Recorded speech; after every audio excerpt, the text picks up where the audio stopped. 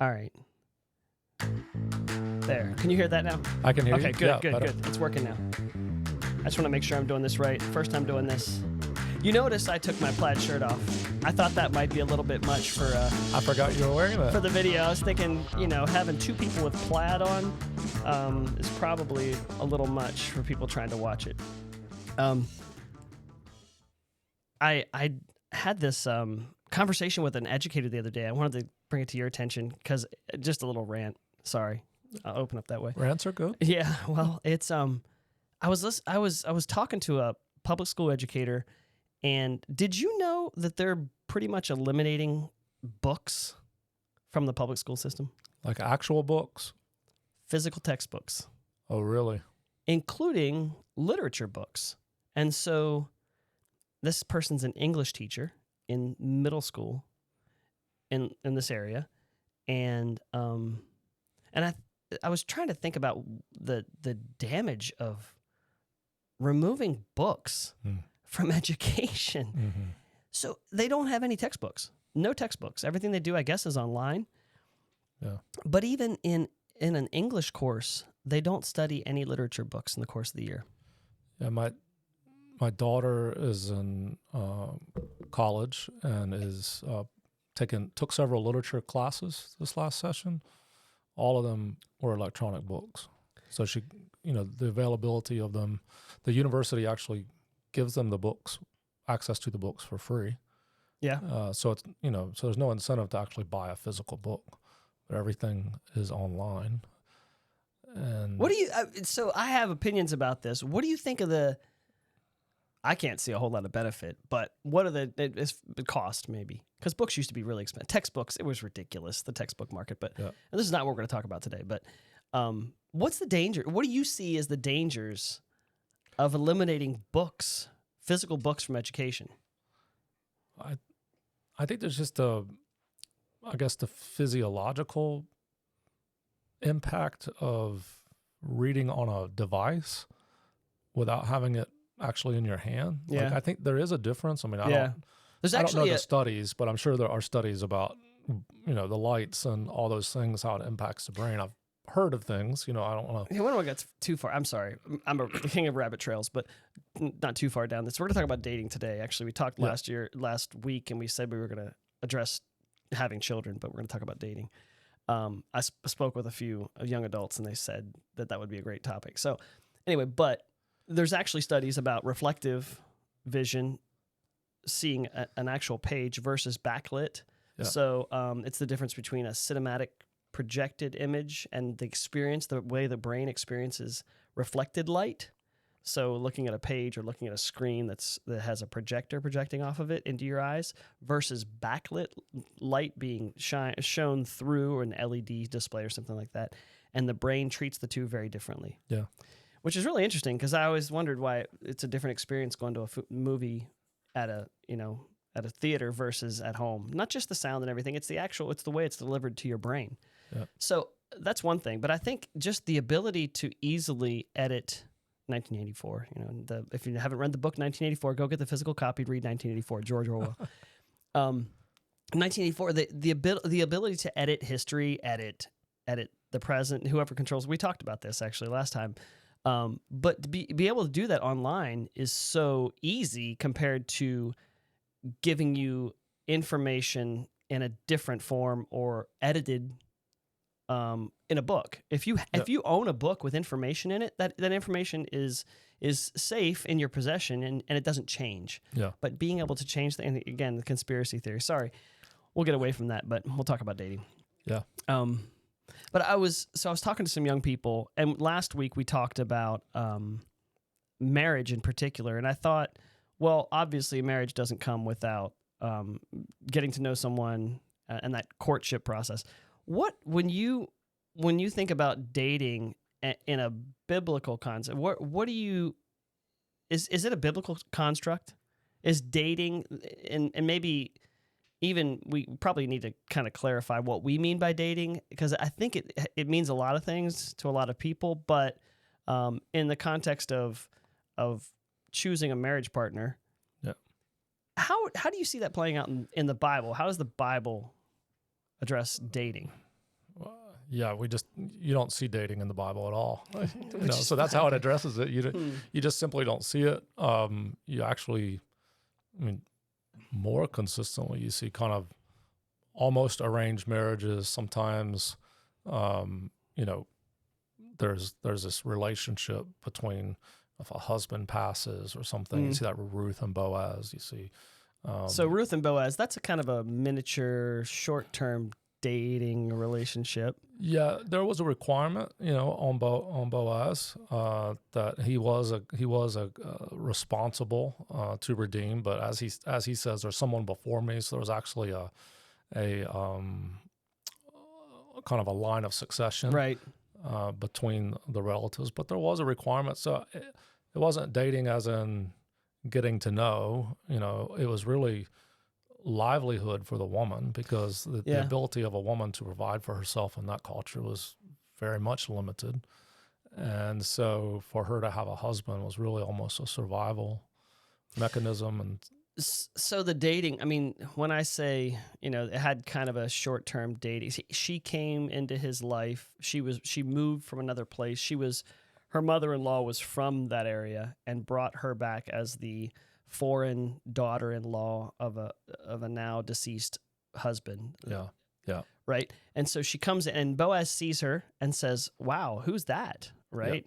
Yeah. And I think, so that's kind of there is this, he sees someone, he says, "Wow, who's that?" And then he learns who she is. He knows she's a distant relative of his. Then she goes and lays by his feet. that part of the story is really funny. And I know it's cultural, but it's almost that, So we can encourage our young people, our young ladies. That's right. See a young man you like. That's right, right. And you want to let him know that, yes, the interest is mutual. Just lay at his feet. Uncover his feet. Yeah. I think about other relationships in the Bible. Like, I think about Jacob and Rachel in particular. Yeah. That was more of a long-term deal.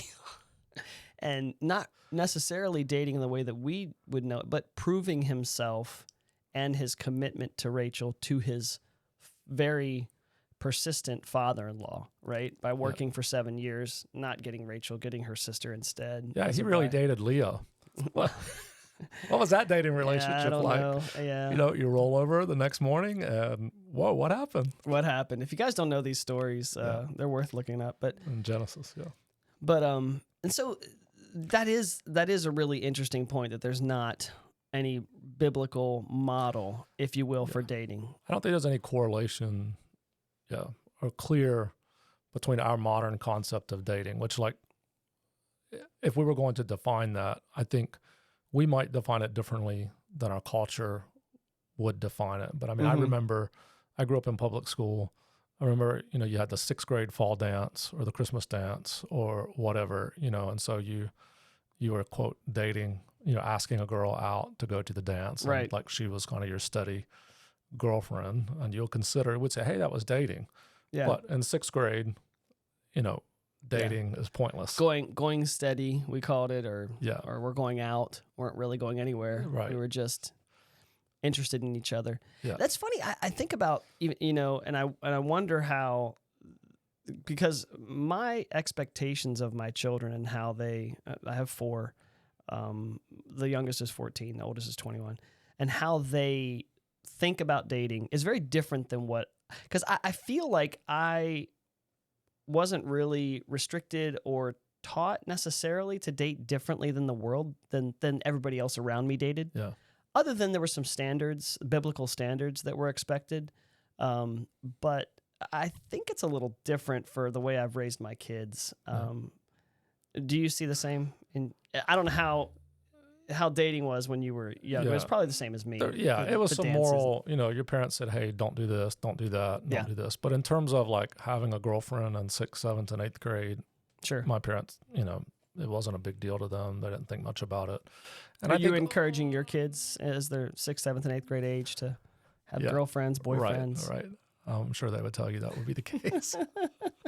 But I think what we've tried to encourage our kids, and I actually remember the very first time I kind of put dating together with marriage was in a youth group setting. The church I grew up in did not have a youth group, and it kind of grown a little bit. And so a part-time youth pastor came, and we did, I don't know if it was like a Wednesday night or Friday night or Sunday morning or something, but he was teaching the probably 8 or 10 or 12 youth that we had. And he's talked about dating, and he mentioned that when you date someone, you should only be dating if you're intending to get married. That was the first time I ever made that connection, and I was probably maybe 15 or 16 years old.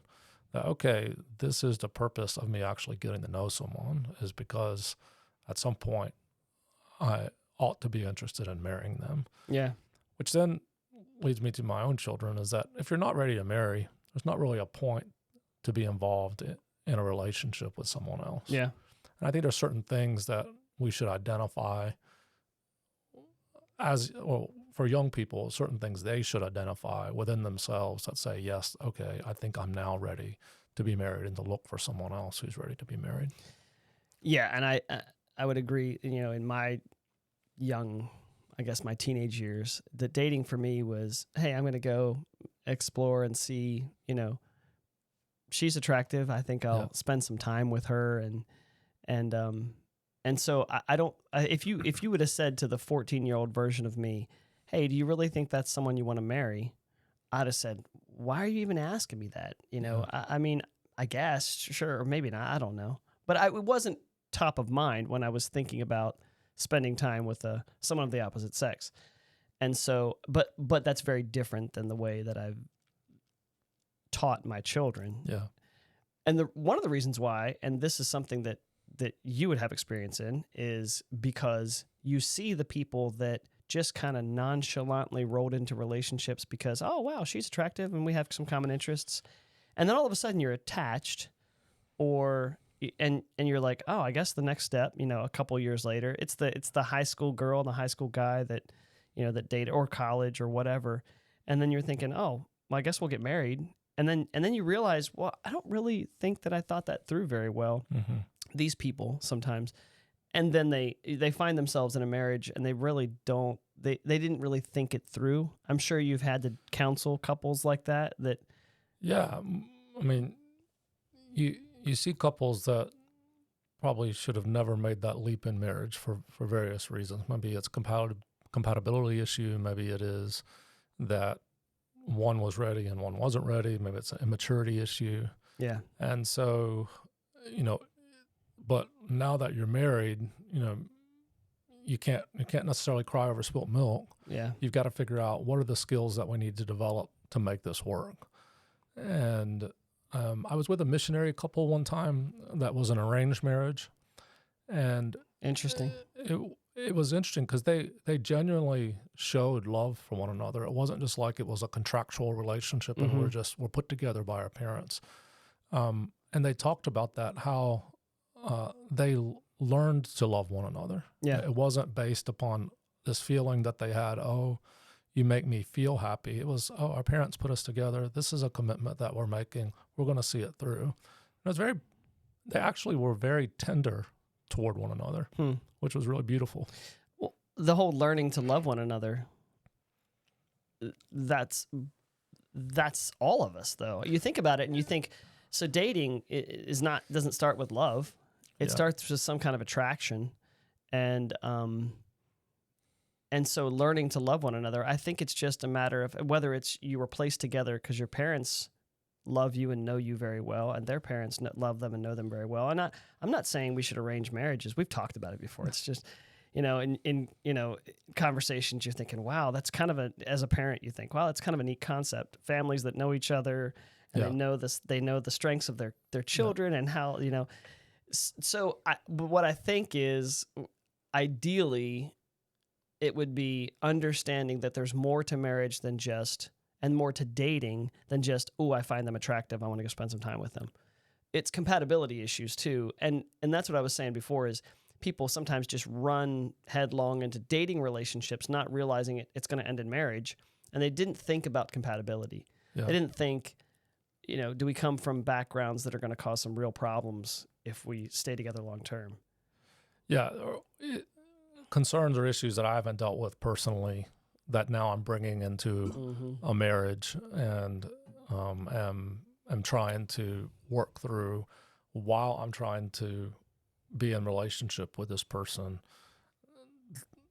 That's primarily what I see in terms of some of the challenges of a marriage relationship, is people who have baggage from the past that now they bring into the marriage.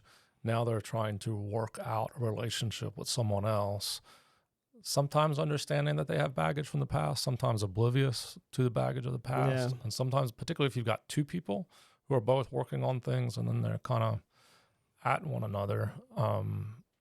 Love, the feeling of love in the beginning can attract to, but this is why you'll see people 10 years, 15 years, 20 years down the road will say, I don't love you anymore. Well, it tends to be based upon a subjective feeling instead of a commitment.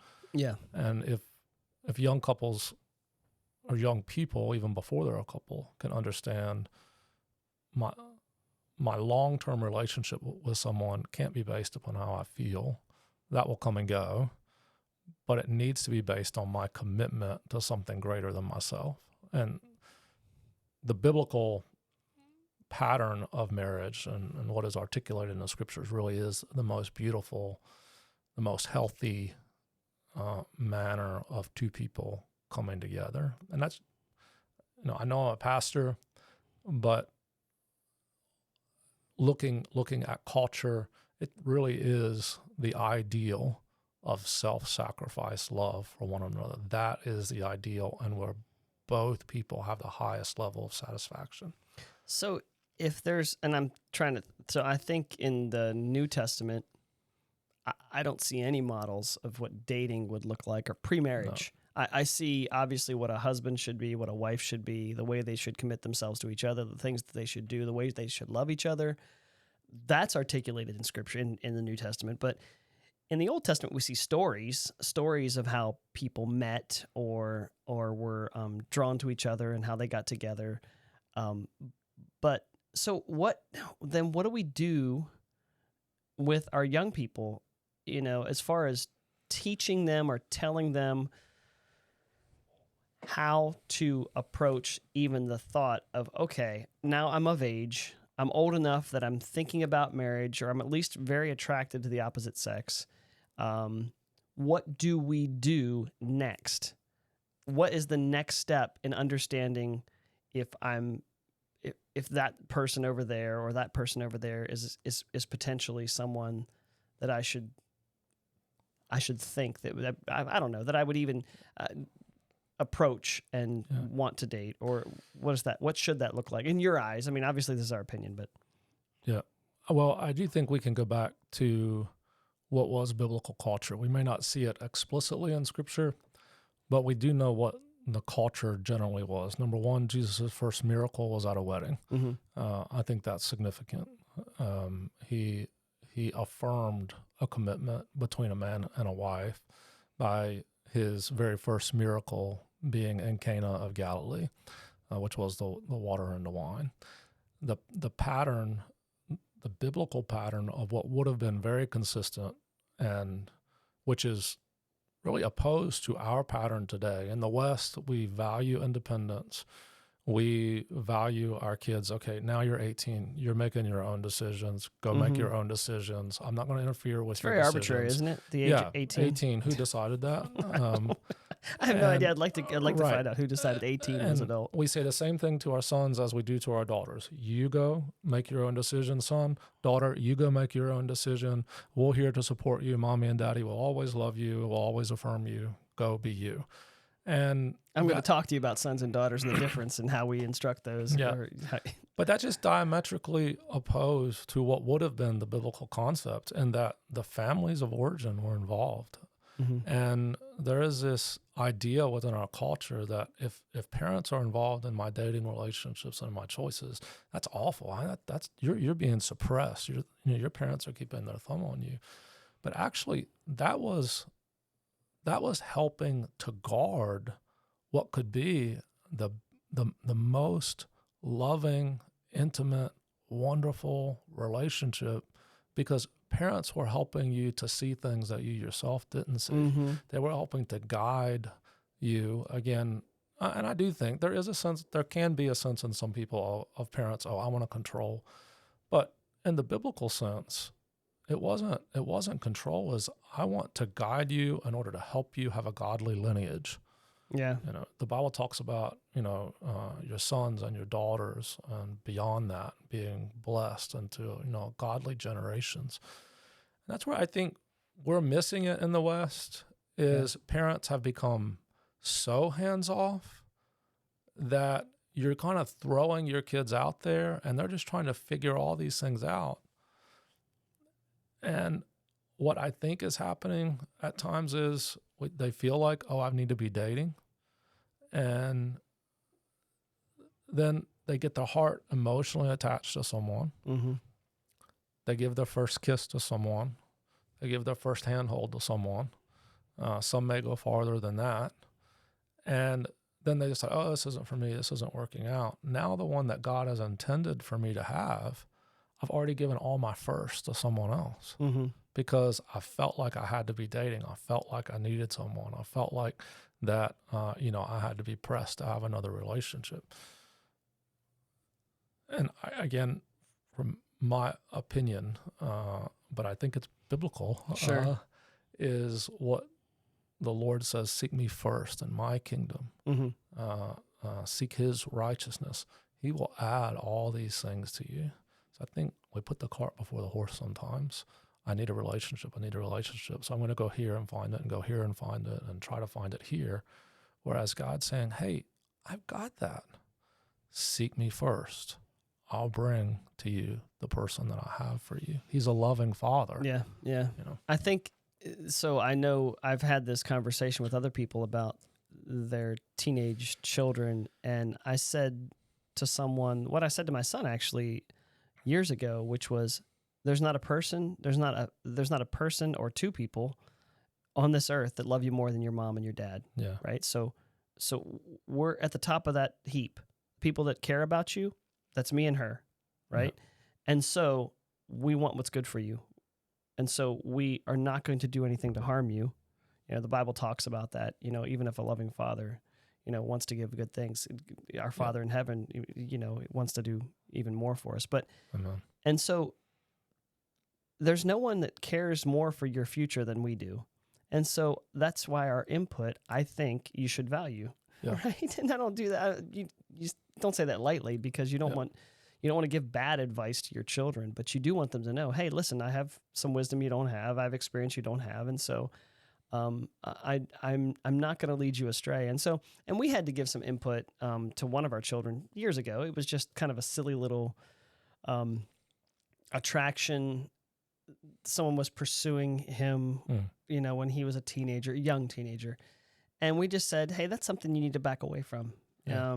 And he listened and respected. And so I think that's one of the things too, is in dating, if we're raising dating age children, it's really important that we have the respect of our children and that they at least understand, hey, my mom and dad love me more than anyone else on this earth, and they care about me, and they're not going to do anything to harm me. And so maybe I need to take their input and at least measure that, weigh that against what I think or what I feel. And I think that's the one thing that I've tried to do, especially with my daughter, because we do treat our sons and daughters differently. And we'll talk a little bit about that maybe, but I want her to see me as a model, someone who loves her mother well, right? And she says, oh, okay, that's the kind of love I want to receive, right? And so I think that's why, with steering our children into good, healthy dating relationships that will turn into good marriage relationships, it's important that we model for them, and we talked a little bit about this last time, which model for them a relationship that they would say, yeah, I desire to have that same kind of relationship. Yeah, I think that's very important for them to see. Again, we live in a broken culture, so we can think about our kids, and you and I are blessed that we're knocking around that quarter century with our lives. Yeah, that's right. Mark. Yeah. And we're blessed because of that. There's some wonderful things, but we also have to realize that there's a vast majority of our culture that's not the case. There are single parent homes. There, don't have, even when the family is intact, don't have the model. And kind of as a pastor, I think about that. I want to hold up the ideal, say, this is the ideal. This is what you're shooting for. This is what you want to go after, while also recognizing that others don't have the privilege of seeing that ideal, and that the church particularly needs to step in and be a model, provide a model. Unfortunately, that hasn't, always been the case. You hear the statistic thrown around that there's just as many divorces in the church as there is in the culture. That's not necessarily the case. There's people who are going to twist that statistic around. It is better in the church, but not significantly better. Yeah, it's a shame. And so to have models of an intact husband and wife relationship that even people outside, children outside of our own immediate families, can look to and see, okay, this is what I want it to look like. I see in this person what I want it to look like, is important. So not just a private model, but for some, even that more public model. Yeah, that's visible to people who sure. are kind of looking from the outside.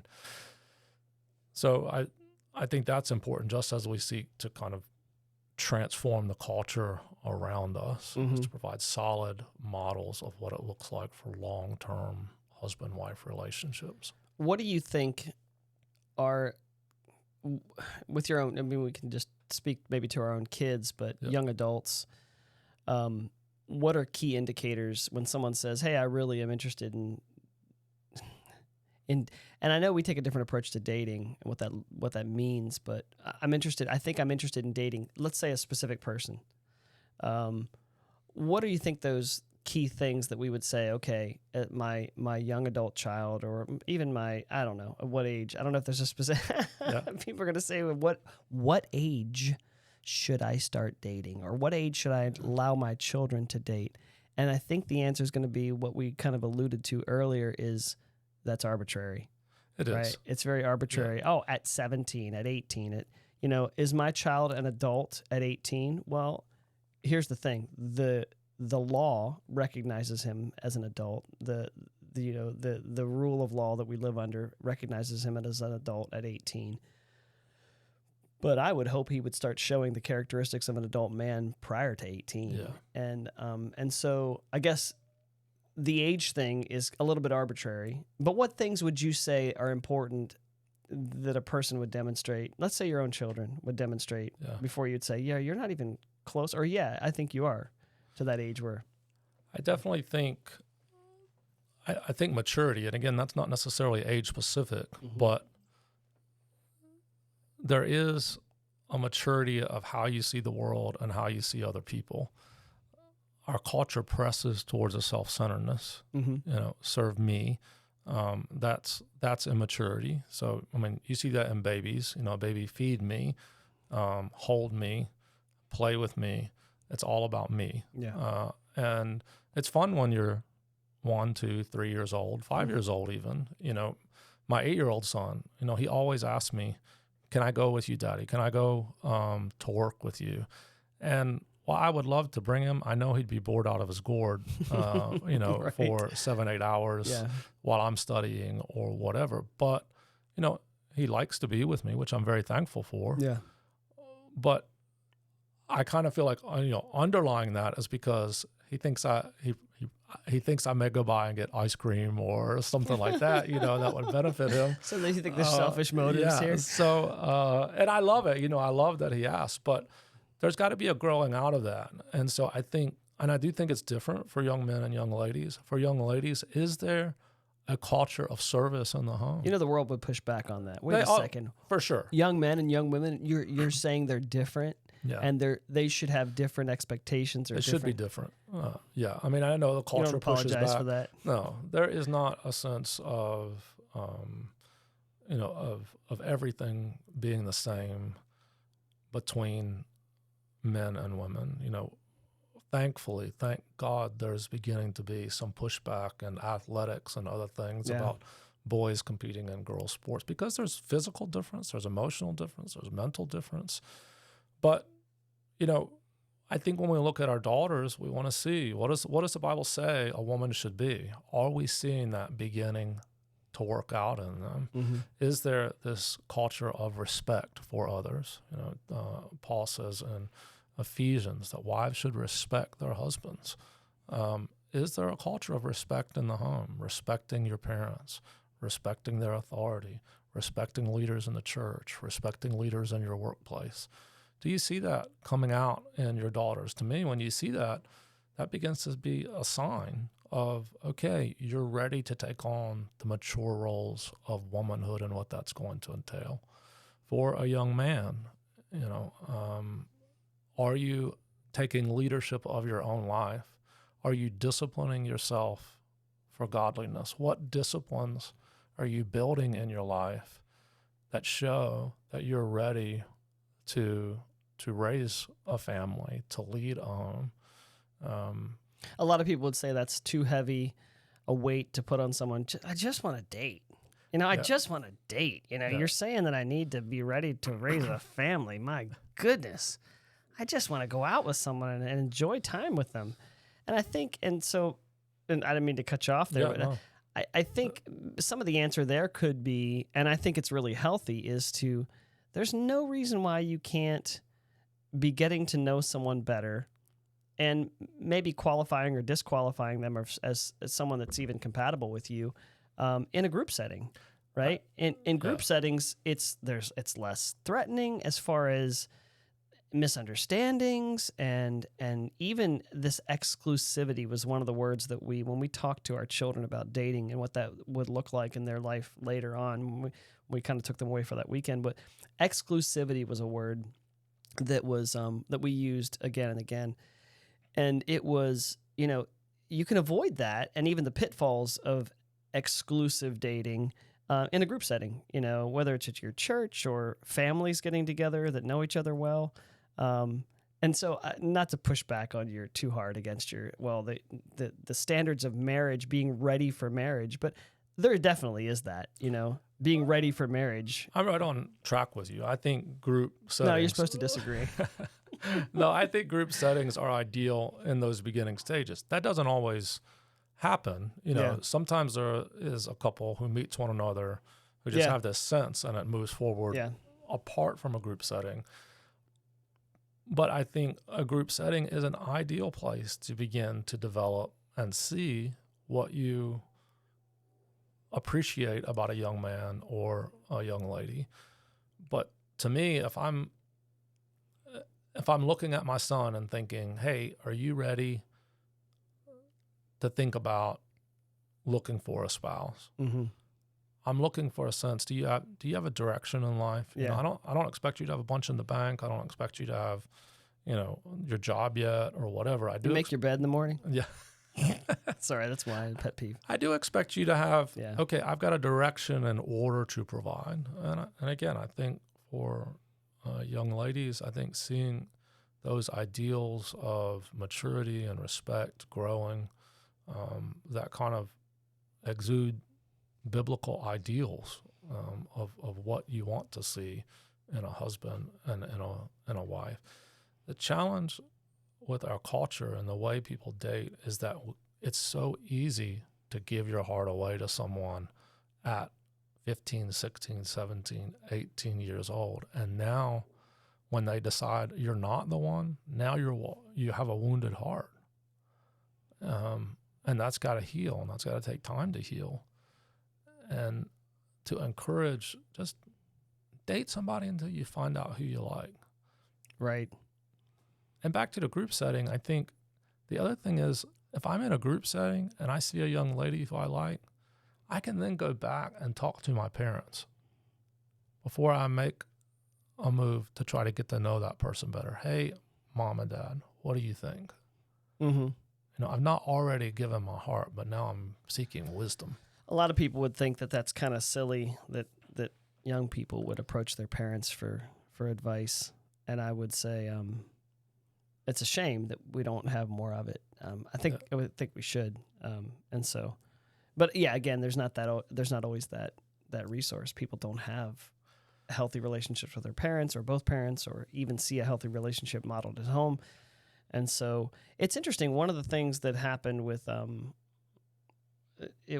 with a young lady before she got married, she wanted to have a kind of a short-term mentoring relationship with my mom, this older woman that had been married for years and years and years. And she wanted to kind of spend time with her every week for a while and say, hey, am I ready to get married? And I think, wow, that's really interesting, because that's going outside of just you're going to your parents, That's Titus 2, Yeah. which is the older women mentoring the younger women, the older men mentoring the younger men. And that's a good point that you make, is that, while I want my kids to come to me, I realize there's times when they need advice and counsel from other people.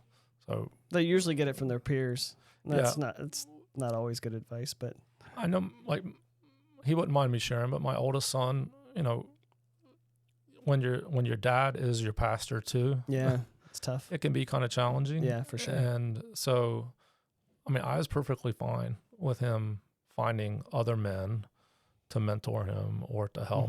We have a very good relationship, but it was healthy and good. And I see that with my daughter too. Other women besides my wife or besides me, that she can talk to is important. It's very important. Yeah. I think one of the things we were talking about, girls, young men, young ladies, and how we maybe advise or kind of decide whether we think that they're ready for dating. One of the things I think Paul instructs Timothy, I'm trying to remember where it is, but it's talking about young men treating young ladies like their sisters in the church, young ladies in the church like their sisters. Yeah. Right. And so that's one of those, I know a lot of young guys would be like, ooh, I don't, I don't know if I want to think about treating a young lady like my sister if I'm interested in dating her. And the truth is, it's not a bad call though. It's good advice, because the truth, you'll have your whole life to deal with the intimacies. Get to know somebody and get to know them, if you can, get to know them, as much as you can hear, like just having conversation. And I would say, okay, so this is the other question that I get from young people a lot. Like, how do I know? How do I know when I'm talking to someone or really getting to know somebody? How do I, and I guess that's a little arbitrary as well. It's different for different people, but will I know? Should I know? I think about Isaac and Rebecca. It's really interesting how that all panned out. It was, and it's a really interesting relationship too. It's one of the few monogamous relationships we see in the Old Testament. And they didn't know each other at all prior to being married. Abraham, Isaac's dad, says, hey, I'm going to send you, his servant, back. I don't want these people that we're around are not our people. They're pagans. They don't worship our God. So I'm going to send you back to our clan. Yeah. And I want you to choose a husband or a wife for my son Isaac. And so the servant goes. The servant takes it very seriously, and he prays to God, hey, show me who this is, and here's what this person, let me just kind of lay this out for you. This, if she does this, then I'll know that you're speaking to me. She's the one. And obviously that all happens. That's where we first meet Laban, which is really interesting, which is Jacob's father-in-law. But you have to be careful of the in-laws. Oh my goodness, the in-laws are Laban's crazy.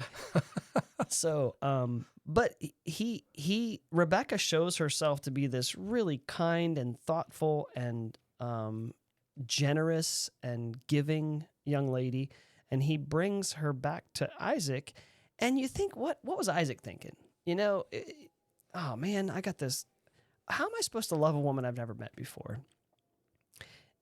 And when he sees him from afar off, she asks, "Hey, is that him?" And the servant says, "Yes, that's him. That's Isaac." And Isaac sees her, and immediately their hearts are kind of drawn to each other. And that's one of those things, like, you feel like should be a Hallmark movie. And the kids, make fun of Hallmark movies, of course, which I do as well. but it's almost like there was something more to that relationship that happened, and that's the entirety of their dating relationship right Yeah. there. He sees her from afar off, she sees him, she comes closer, and they say, "Hey, let's get married." This is not the one that your dad. I mean, his dad didn't even choose him, and so obviously it's this sovereign thing that happens there. But can our young people today expect?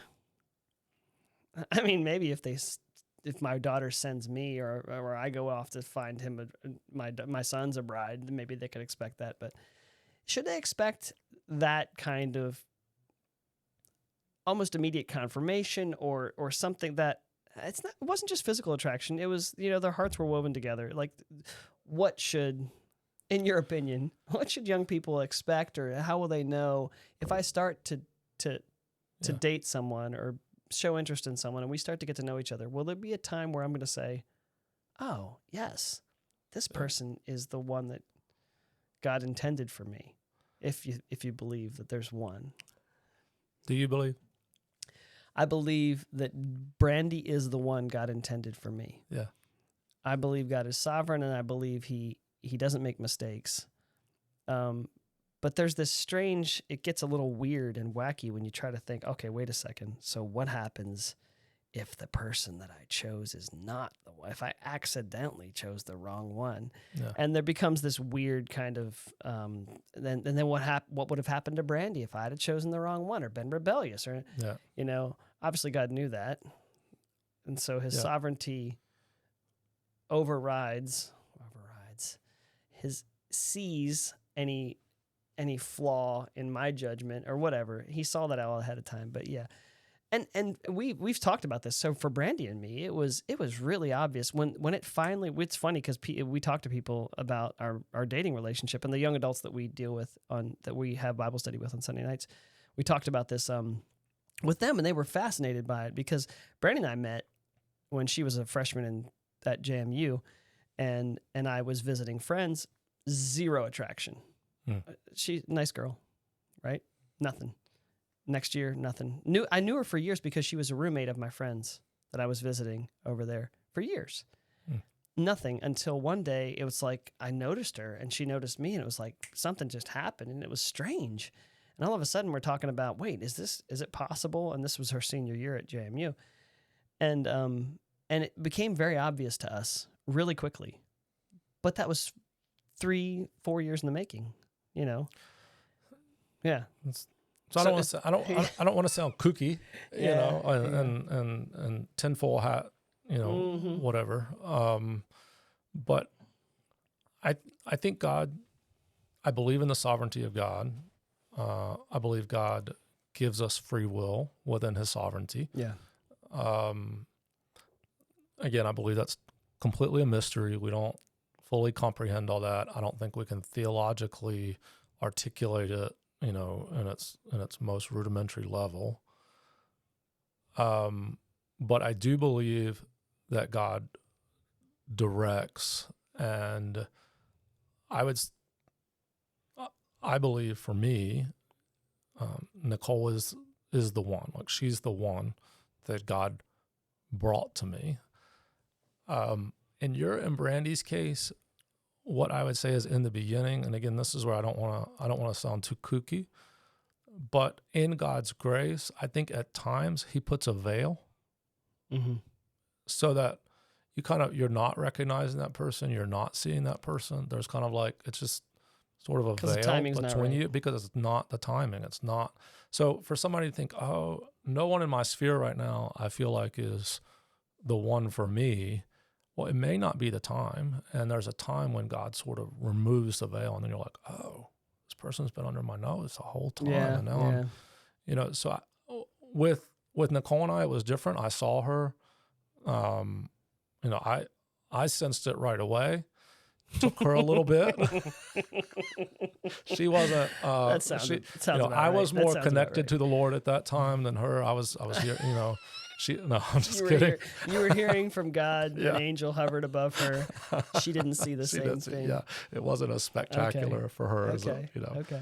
But I do think there are times, and I see some very strong Christian couples who said we were around one another forever and didn't see one another that way. We were just friends.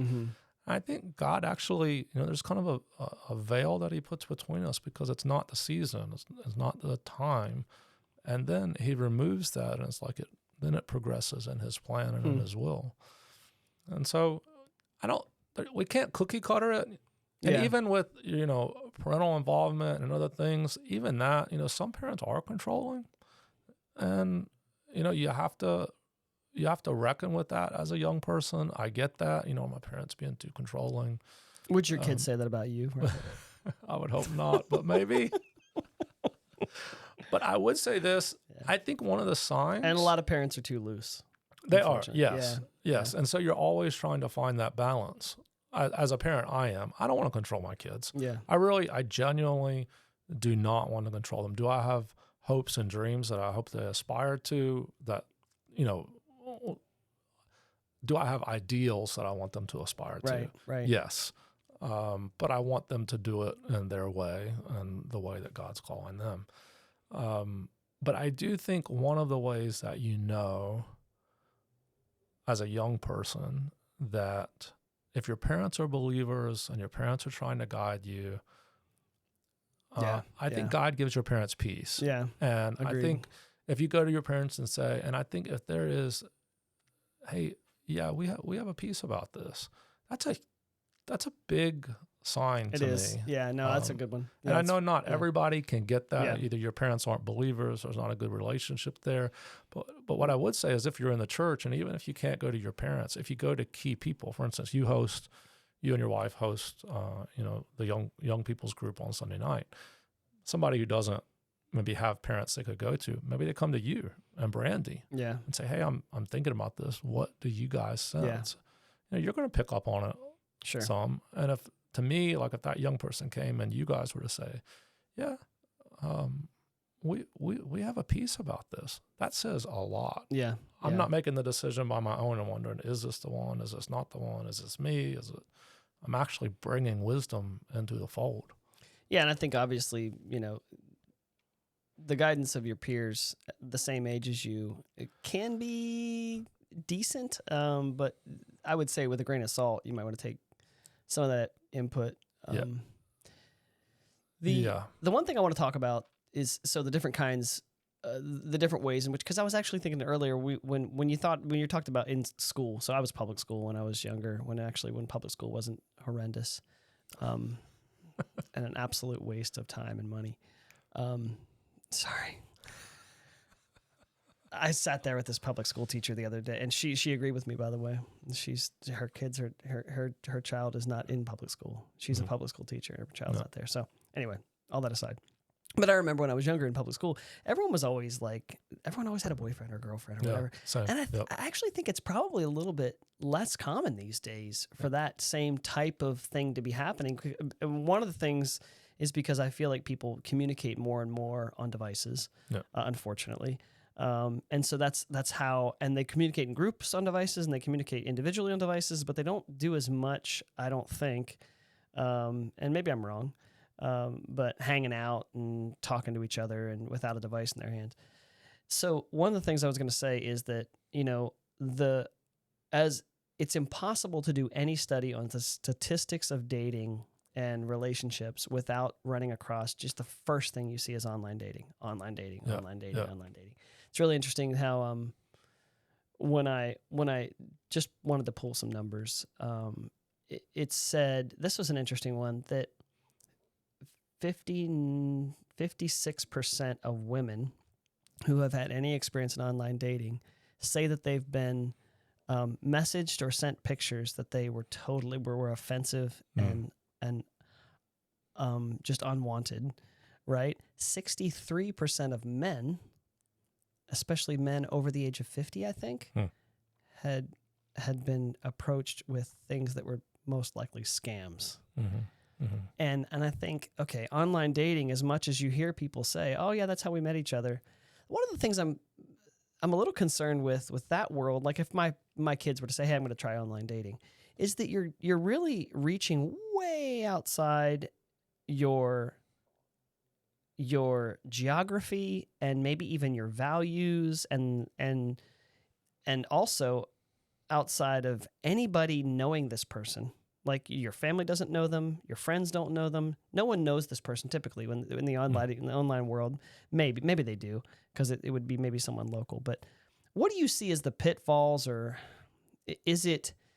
Do you think it's, and maybe there's no good, bad, or indifferent, but as a believer, should I even think about online dating, or what are the things that if I did, and not me, but you know what I'm saying, Yeah. young people, what I should be thinking about? Because I know you've seen things in the online dating world, because as a Christian counselor, I know that there's all kinds of stuff that happens with online dating relationships that probably come into your office, but or just stay away from it. I will say just from the get-go, it is a big red flag. So I did the same. I pulled some statistics just to kind of give some context. So plugged in 2018. So these are old. This is 6 years old. So Wow. I'm sure it's different now. But in 2018, Plugged In, which is a Christian review site Sure. and things, they did a survey of 500 Christian singles. 80% had tried online dating. So that was in 2018. Found that 44% of Christian singles were active using 3 to 5 dating apps at a time. Good gracious. So that's in 2018. Do you think it's more common with Christian young people than it is with non-Christian young people? Or, I mean, I don't know. I don't know those statistics. Well, I think, it depends probably on how many other people in your sphere are in your church. Right, right. Is there a pool to pull from in your church? And if not, do you, put a profile up online? Sure. So, there's multiple, I mean, just in the world that I live in, and seeing some really, really beautiful and positive things, but also on the other side, seeing some real ugly underbelly of things. And sometimes for me, it's easier to react against the underbelly than to see the positives. So I would not say there are no positives to online dating. I know of people who have found a spouse online and it's been a very wonderful relationship. But I also know that there are many who, first of all, have been scammed. Sure. Online dating sites are places where scammers lurk consistently, right, and there's no real way to verify. But, if I'm looking for someone and this person is, not in my community, they're in another state, they're in another country, but I can have a dialogue with them and maybe even FaceTime with them.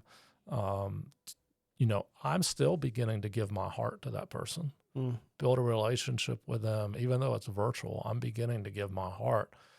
And at times scammers know that. That's what they try to do.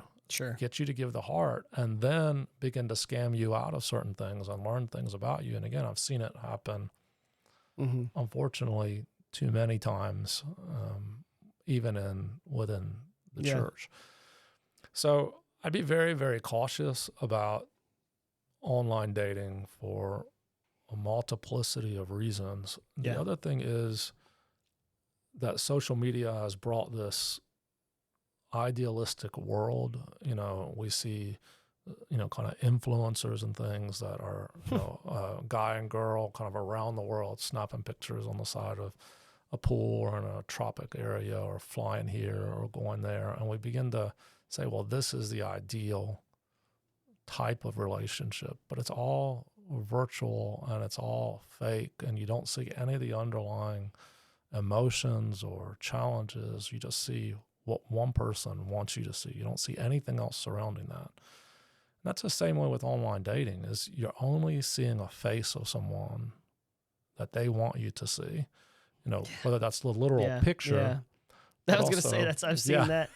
I actually saw someone on Facebook one time that I know very well, and their profile pic had changed, and people were commenting, "Oh, you look great. You're so," and I'm like, okay, I know that that's AI generated or touched up. But Right. all these, and why would you put that as your profile pic? Why would you Yeah. put that up there? It's not. It's Not fake. you. Yeah. It's not you. Yeah. That's why I don't like putting, I don't like coloring my beard or people, Yeah. or whatever. I don't want to be fake. And so, yeah, that is, I mean, obviously, are you being sold a bill of goods? Are you being sold something that's not true? So I think, again, I don't want to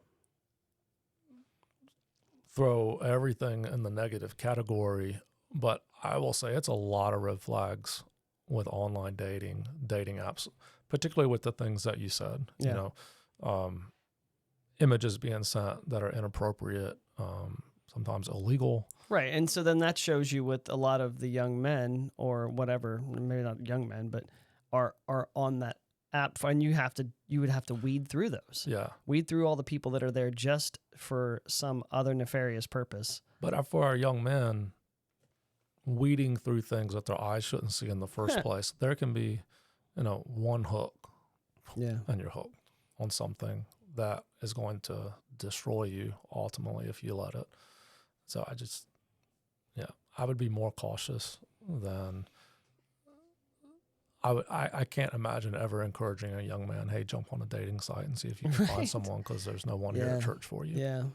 You know. So what do you tell a young man that is,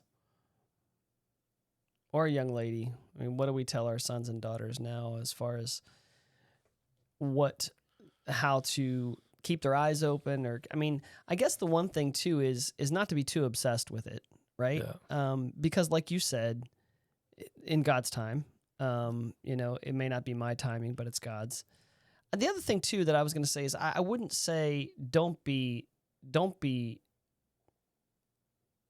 For some reason, the analogy of a fisherman, it's not a problem to be on the water and throw your line out, Not right? at all. God would expect us to fish, Yeah. right? He wouldn't expect us to go out on a boat and say, okay, whatever fish you want me to catch, Lord, you bring them into the boat, right? You need to be fishing in the right waters. It's not a bad thing to be fishing in the right waters, right? I think it's good for Right. particularly a young man to look and see what type of young woman Yeah. and again, I think a group setting is really good for that. I agree. And I think even in the secular world, secular dating, it's safer, it's less threatening and less, there's less pitfalls, I think, potential pitfalls with that. I would say do not despair. I think sometimes you'll see 18, 19, 20, 21-year-olds despairing because they haven't found the one yet. I think there is time, and not everyone is going to follow the same path. That's a distinction. I was going to say that's a distinction between what we would say is healthy Christian dating and secular dating, because secular dating doesn't care that if I attach myself and have to rip myself away from that person or vice versa, then that's okay. It's just part of life. If I give myself away in ways that in a Christian dating relationship, that person would not, that's okay. I'm expected to do that in my young adult years, right? And so I think a lot of maybe young Christian people that are trying to be virtuous in the way that they date and approach marriage, they look around them, and if they see secular dating and they say, well, these people are able to just kind of have fun in a dating relationship, then how do we encourage them to say, okay, that's not the ideal, and by the way, that has all kinds of baggage? I mean, yeah. And it does have all kinds of baggage. Yeah, it does. And again, sometimes we only see what people want us to see. Yeah. We don't see the negative underside of so many of these practices that we see within the culture. Yeah. So let's wrap up there. We'll talk a whole nother hour. No. We'll talk about. We can talk about children next week and why it's important, and why it's funny because I remember seeing statistics about other countries, birth rates dropping 10 years ago, and now it's us. Yeah. Now it's us, and so we'll talk next time about the importance of having children. Let's see if I can get this. That's us. Music. That's right. We're going out with that. But thanks, Robert. Thank you.